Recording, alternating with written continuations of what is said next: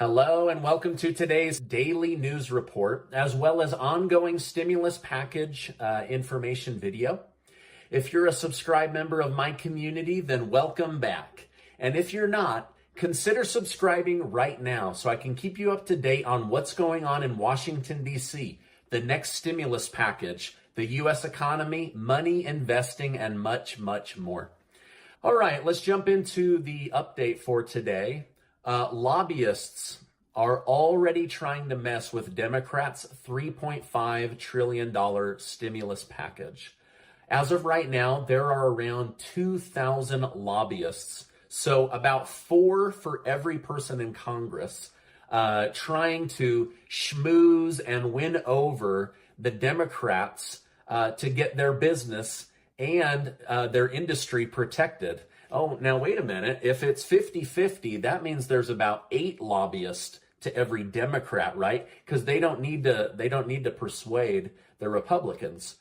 However, as I've been doing my research, it appears these lobbyists have 2 main objectives. The first is to get a bunch of money and deregulation for their specific industry, whether that is the military complex, oil, big pharma, food, or farming. It doesn't matter. They want their sector to be blessed with less rules and more money, right? Your taxpayer money. So these 2,000 lobbyists are now descending aggressively on the Democrats in leadership positions.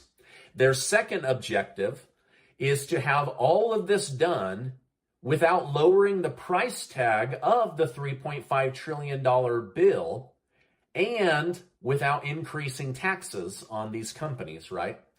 All of these lobbyists and businesses want to keep their corporate tax rate low so that they don't have to raise prices on the consumer or lower their profit margins.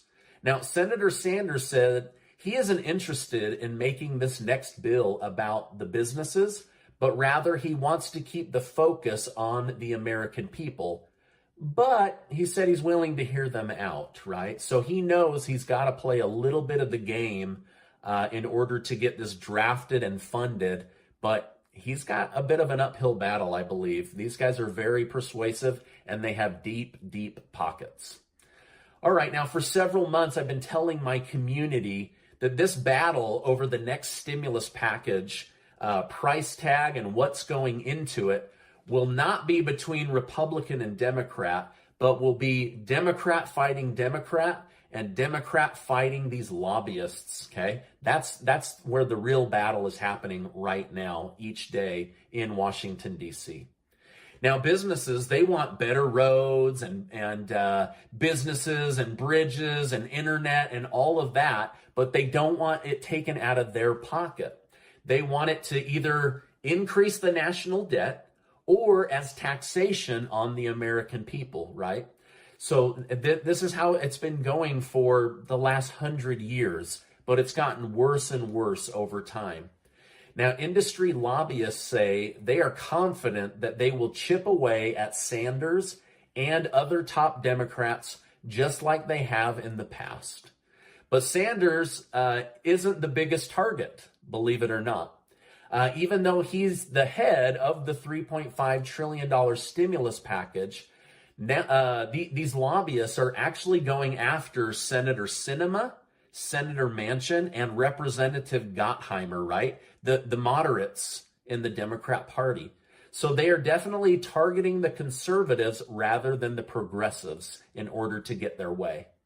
Now, many lobbyists and businesses are angry with Nancy Pelosi because she is holding up the $1.2 trillion physical infrastructure bill because she simply doesn't have the votes for the $3.5 trillion stimulus package yet. Suzanne Clark, who is the CEO of the Chamber of Commerce nationwide, said, "Anyone who needlessly delays or tries to this bill is holding back our nation. I don't know how anyone could go home and explain to their constituents that they voted to block money for fixing crumbling bridges or to replace lead water pipes running into schools." So she is banking on Democrats looking bad when they try to campaign because they haven't been able to pass much in order to help their districts. I would also add that how are they going to go back and campaign in their districts without passing a fourth stimulus check for about 25 million Americans, right? They've been dangling this carrot for about 6 months now, and they're going to go back and campaign for 2022, having not passed much and having not given that stimulus check, right? So these businesses are banking on the fact that they need fodder, right? They need fuel. They need something to talk about when they go back home.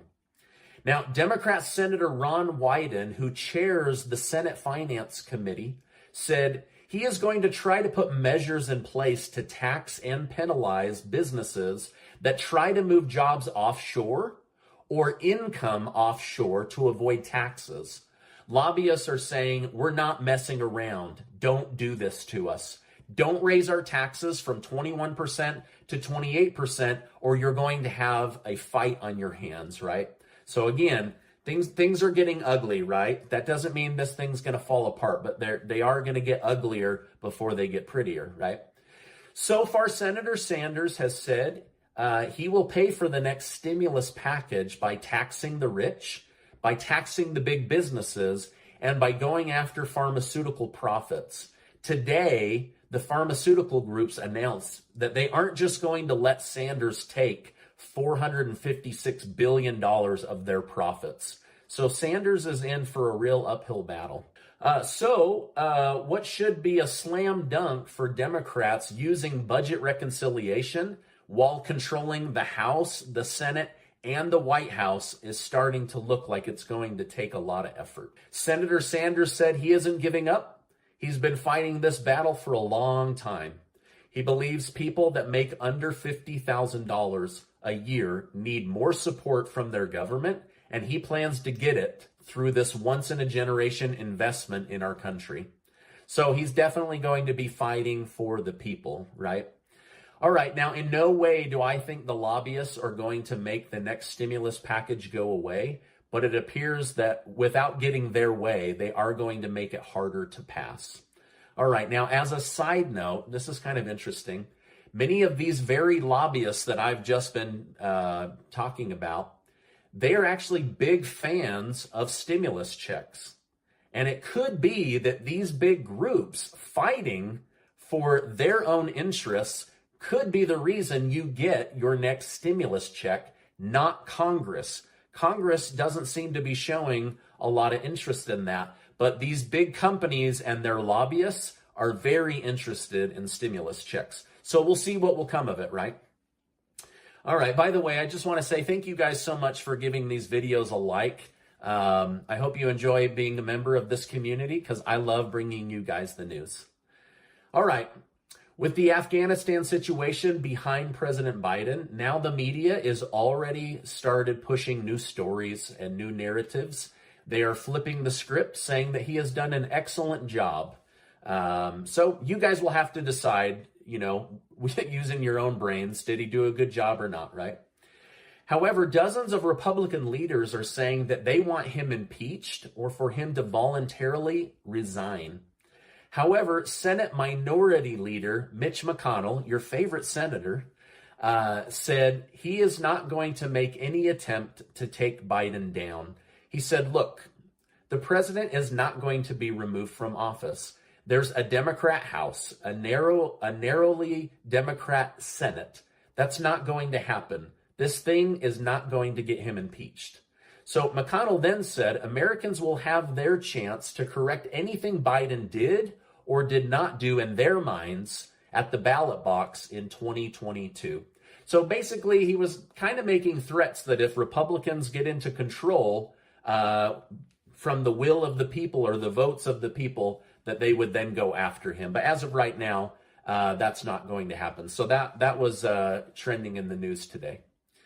All right, now President Biden announced that he will travel to Louisiana on Friday to visit and see how the federal government and FEMA could add additional help to the state's recovery efforts after Hurricane Ida. There are still over 1 million people without electricity as of this recording. According to a new poll by Politico, 60% of Americans believe the United States is heading in the wrong direction. Biden's approval rating is sitting around 47%. The biggest area of change was people saying they were shocked by Biden's handling of the Afghanistan exit. 50% of Americans agreed that it was time for us to leave Afghanistan, but 60% said it was not done well. Now, over the next few days, the Taliban plans to hold several big parades to show off their new military equipment. So it looks like they are taking a page out of China and North Korea's playbook to show off their strength by showing off their military equipment. In reality, though, it's just to mock the United States because it's not their military equipment, it's ours. It just happens to be in their hands right now. All right, now flipping gears, top generals are now saying President Biden may need to send troops back to Afghanistan to fight alongside the Taliban in order to eliminate ISIS. So we've not even been out of Afghanistan for 48 hours, and they're already talking about sending our people back. What a strange world we live in, right? All right, speaking of back at home, the jobs creation report was released. Only 374,000 new jobs were created in the month of August, not hitting a much needed target for the Biden administration and also for the U.S. economy. According to a Dow Jones report on the Hill, the White House was hoping to hit 600,000 jobs or more in the month of August. So 374 compared to 600,000 plus. All right, now the other big frustration most Americans are carrying right now is inflation and the rising cost of goods, services, and gas. These seem to be the hot points for most Americans. The Federal Reserve continues to say inflation is transitory, meaning it will move on at some point.